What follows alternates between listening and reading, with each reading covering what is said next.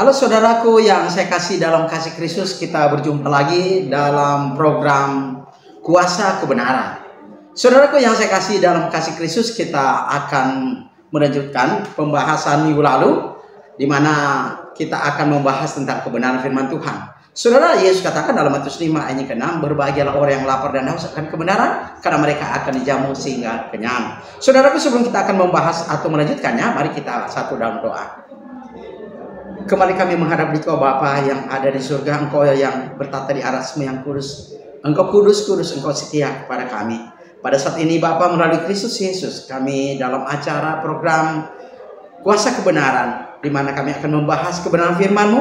Kami tahu firman-Mu adalah Engkau sendiri, dan biarlah sekiranya pendengar dapat memperoleh berkat rohani yang berasal dari dan bersumber daripada Bapa melalui kebenaran firman-Mu. Biarlah acara ini Bapa dari awal hingga akhirnya berjalan sesuai dengan kehendak-Mu saja. Terima kasih Bapa di surga.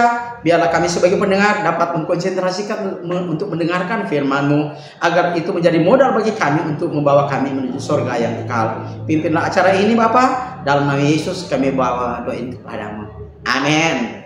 Saudaraku yang saya kasih dalam kasih Kristus, minggu lalu kita telah membahas tentang bagaimana orang diselamatkan melalui menurut Injil Kristus, di mana mendengar, percaya, bertobat, mengaku, dan dibaptis. Dan saat ini kita akan meneruskan dengan mengapa orang itu harus dibaptis. Saudara, ketika Petrus berkata dalam Kisah Rasul pasal 2 ayat 38, dikatakan dalam terjemahan Indonesia Yunani begini saudaraku. Jawab Petrus kepada mereka, bertobatlah dan hendaklah kamu masing-masing dibaptis dalam nama Yesus Kristus untuk pengampunan dosamu, maka kamu akan menerima anugerah karunia, yaitu Roh Kudus. Saudara pendengar yang saya kasih dalam kasih Kristus, kenapa Petrus harus menekankan orang pada waktu itu ketika mereka membunuh Yesus?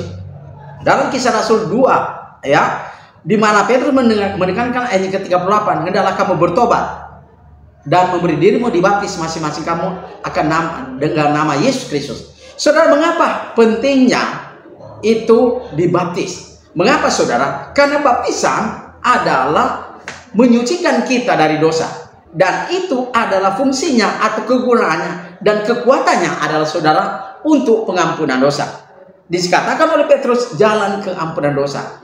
Nah saudara, Petrus menggunakan kata baptisan di situ adalah baptisteto dalam bahasa aslinya saudara. Yang artinya akar kata daripada baptiso. Baptiso akar katanya daripada bapto, yang artinya dalam bahasa Inggrisnya adalah to dip, yaitu bahasa Indonesia adalah masuk ke dalam kedalaman air. Sekali lagi, masuk ke dalam kedalaman air. Pertanyaannya adalah mengapa baptisan itu harus masuk ke dalam air? Saudara, minggu lalu disentil bahwa baptisan itu harus masuk ke dalam air supaya dosa-dosa kita diampuni. Sebagaimana saudara Paulus katakan dalam Roma pasal 6 ayat yang kedua, bahwa mengapa kita harus masuk ke dalam air? Karena kita mati bagi dosa. Karena kita bagi dosa sama seperti orang mati secara jasmani. Kalau mati harus dikubur ke dalam tanah. Begitu juga ketika kita mati di dalam dosa, kita harus dikuburkan di dalam air untuk pengampunan dosa kita. Dan ketika kita keluar dari dalam air saudaraku, kita menerima hidup yang baru. Dalam Roma pasal 6 ayat 3 dan 4 Paulus menjelaskan bahwa ketika kita masuk ke dalam air, maka ketika kita keluar dari dalam air, kita menerima hidup yang baru. Saudaraku, ketika kita menerima hidup yang baru, maka Allah menambahkan kita ke dalam kerajaannya, yaitu dalam kerajaan Allah. Pertanyaannya saudara adalah mengapa baptisan itu harus masuk ke dalam air? Karena kita mati bagi dosa. Karena kita mati bagi dosa, itulah sebabnya semua umat manusia dalam kolam ini harus mempraktekkan hal yang sama. Sebagaimana Petrus katakan dalam Kisah Rasul pasal 2 ayatnya ke-38, yaitu dengan baptiteto, yaitu masuk ke dalam air. Saudara pendengar yang saya kasih dalam kasih Kristus, pertanyaan lanjut adalah apa yang terjadi di dalam air ketika kita masuk ke dalam air? Saudara, Paulus katakan dalam Kolose 2 ayat ke-12 mengatakan bahwa sebagaimana kita dikuburkan ke dalam air melalui baptisan itu, maka kerja kuasa Allah bekerja di dalam air itu. Saudara, ketika kita berada dalam air itu, di dalam kubur air itu, maka kuasa Allah, apakah kuasa Allah itu? Adalah Roh Kudus bekerja di dalam air itu bersama-sama dengan darah Kristus untuk menyucikan dosa kita, agar kita, ketika hati kita berdosa, maka hati kita itu harus disucikan dari perbuatan-perbuatan yang jahat.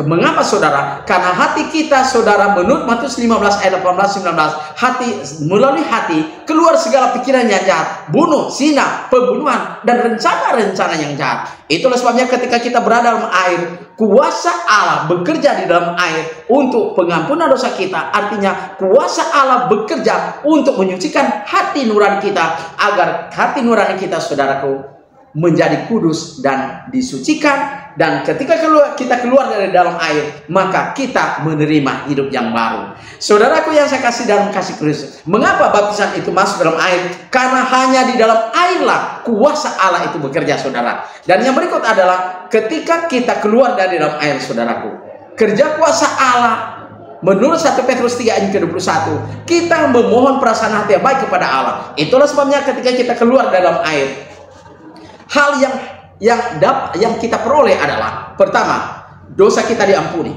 ya, Kisah Rasul 38. Yang kedua, saudara, kita menerima anugerah Roh Kudus. Dan kita menerima anugerah Roh Kudus, dan fungsi anugerah Roh Kudus yang kita terima itu kita akan bahas minggu depan nanti.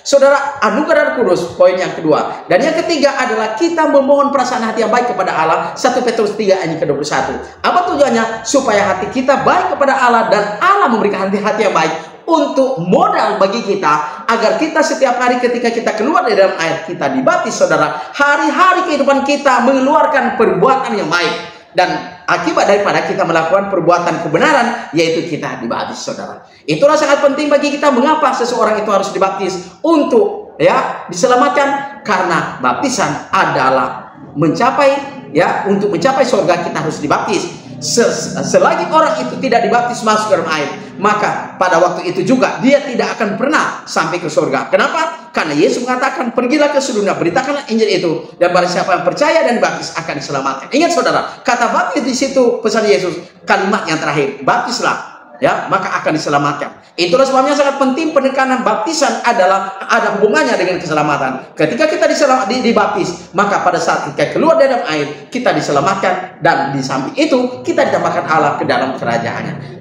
Dengan demikian, saudara, itulah mengapa kita harus dibaptis masuk dalam air, supaya dosa-dosa kita diampuni, supaya kita menerima anugerah Roh Kudus, dan supaya kita memohon perasaan hati yang baik kepada Allah. Karena dengan baptisan ini juga, saudara, kita menerima hidup yang baru di dalam Kristus. Saudara pendengar yang saya kasih dalam kasih Kristus, demikianlah acara pada saat ini pembahasannya, dan minggu depan kita akan bahas tentang anugerah Roh Kudus yang kita terima. Fungsinya untuk apa? Kita bahas minggu depan. Saudara, demikianlah firman Tuhan pada saat ini. Semoga memberikan dorongan bagi kita, menguatkan iman kita, bahwa kita bukan hanya percaya Yesus saja, tapi kita harus melakukan sebagaimana Yesus katakan dalam Yohanes 15 ayat 14. Yohanes 15 ayat 15 mengatakan, saudara, jikalau engkau mengasihi aku, turutlah segala hukumku. Saudara, ketika kita melakukan hukum Kristus, maka Yohanes 15 ayat ke-14 katakan, jikalau kita melakukan hukum Kristus, maka kita adalah sahabat Yesus. Terima kasih, saudara. Semoga kita akan bertemu minggu depan lagi. Saudara, sebelum kita menyudahi pelajaran kita, mari kita berdoa. Kembali kami menghadap Engkau Bapa dengan segala kerendahan hati kami. Kami bersyukur karena Engkau memiliki firman-Mu dan memberikan kepada kami surat cinta-Mu, Tuhan, sehingga membuat kami belajar surat cinta-Mu, dan kami tahu bagaimana Engkau mencintai kami. Itulah sebabnya, saudara, Bapakku, biarlah Engkau senantiasa menyertai kami sebagai pendengar maupun pembawa firman, agar kami sama-sama diberkati, dan kami saling mendorong, saling memotivasi dengan kebenaran firman-Mu. Dengan demikian, saudara, Bapakku, agar itu membawa kami menuju surga yang kekal. Terima kasih, Bapa di surga. Biarlah firman itu tertaruh dan tertanam di dalam sanubari hati kami, dan ketika kami mendengar program ini, membuka program ini, itu menjadi berkat rohani bagi kami. Terima kasih, Bapa di surga. Inilah doa dan permohonan kami. Dalam nama Yesus Kristus kami bawa doa kepadamu. Amin. Saudara, jika saudara memiliki pertanyaan atau apapun yang Anda butuhkan, informasi tentang kebenaran, hubungi saya di nomor 0853 40 42 9873. Sekali lagi hubungi saya di 0853 40 42 9873. Terima kasih, Tuhan memberkati kita.